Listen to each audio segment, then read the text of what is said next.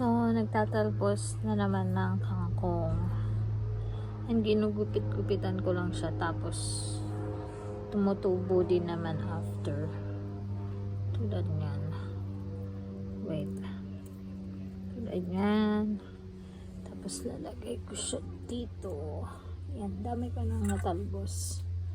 Yan. Ginugupit-gupitan ko lang siya. Tapos ang bilis niyan tumubo. Within 1 week. Tutubo na naman yung mga leaves niya. Ganun. Bilis. No need ko nang bumili sa Asian supermarket ng kangkong. Dahil meron na akong tanim na kangkong dito. Dati binili ko lang siya sa Asian supermarket. Isang